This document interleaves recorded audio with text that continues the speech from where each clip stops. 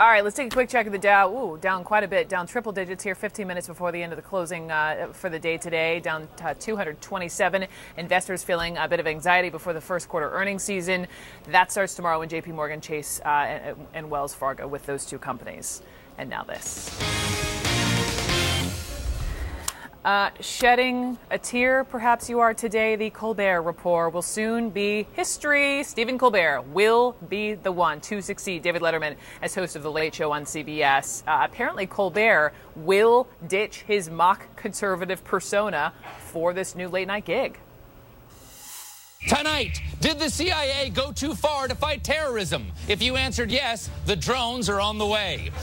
Then, standardized tests get an update. Reading comprehension will now be limited to 140 characters. And my guest, Dame Jane Goodall, has a new book, Seeds of Hope, Wisdom and Wonder from the World of Plants. Joke's on her, it's printed on dead plants. All right, so here's the deal. Colbert signed a 5-year contract to host the show starting whenever Letterman decides to step down next year. Letterman, by the way, turned 67 this weekend, and he has been doing The Late Show with David Letterman on CBS since the early 90s. Before that, he did Late Night on NBC. So, our senior media correspondent, Brian Stelter, and host of Reliable Sources, joining me here, which, you know, this is awesome in your world to cover this kind of mega announcement. But I keep thinking, like, who's Stephen Colbert without Stephen Colbert? Yeah, I think we're all about to find out. It's going to be quite a reinvention he does. You know, he does interviews once in a while out of character, but I think rarely. I have a hard time describing him out of character. I think most people would, even if you've seen him once or twice be his normal self. So he will have to, over the next 8 or 9 months, kind of reintroduce himself as his real self. How do you think this worked behind closed doors? Because we heard the Letterman announcement, what was it, last week? Yeah, this time last week. There are lots of very talented people. We're going to get to the women issue in a minute. But there are a lot of talented people. How do you think they whittled it down? Well, Colbert always seemed to be in line for this job. The New York Times has reported that his contract was in sync with Letterman's on purpose. And clearly, he was pretty eager for it if it only took a week between the time Letterman told CBS he wanted to retire and the time they can announce a successor. But CBS executives are saying there weren't any serious negotiations until after Letterman said he was ready to retire. They were waiting for Letterman. They didn't want to appear to be pushing him out before they announced this. But it really is generational change. We're talking about a 49-year-old coming into this job, now competing against Jimmy Kimmel and Jimmy Fallon. We now know what the late night wars will be like for this next generation. Brian Stelter, where are the ladies? Tina Fey, well, that's Ellen what we were DeGeneres. saying this time last week. Isn't it time to have a woman hosting one of these big 3 network late night shows? What are the networks afraid of?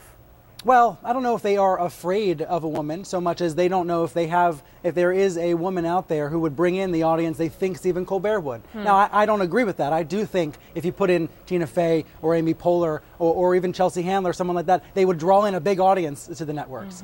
Colbert might be a safer choice. Colbert has a young, attractive audience at Comedy Central. He's going to bring them over to CBS. But I do think we will see many more programs in late night hosted by women in the next few years. Chelsea Handler's not going to be the only one. There's an audience out there for more shows hosted by women in late night. You heard it here first. Mr. Stelter, thank you very much. And we'll be watching for you, of course, as we always do. Sunday mornings, 11 o'clock Eastern, Reliable Sources. So thank you, sir. Thank you. And now to this. Many of us, hate what they do and yet still consume what they produce. The paparazzi. Admit it. A celeb moment, a celeb caught in a bad moment. You might click on that. Well, to get that 1 second of impropriety can actually take hours of work for photographers. And so Sunday, CNN will go behind their cameras, show you just how competitive the cult of celebrity can be. I want you to watch this. This is a clip from the season premiere of Morgan Spurlock's Inside Man. Talk to me. What's up? Khloe Kardashian's at Stanley's with her mom. I'm on my way.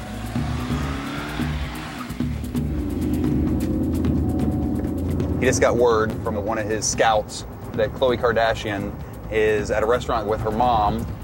So what is the story of Khloe and Lamar? Allegedly, Lamar Odom has an addiction, and Khloe is on the verge of leaving him. Whether that's true or not, nobody actually really knows for sure. But inside of every magazine this week, there's some story pertaining to Khloe Kardashian. So it's a big one to get. Should I try and stay back, or should I get out of the car? And then it just draws too much attention to yourself. So it's better to just sit in the car.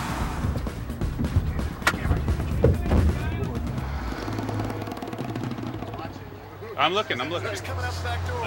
Back door. Back door.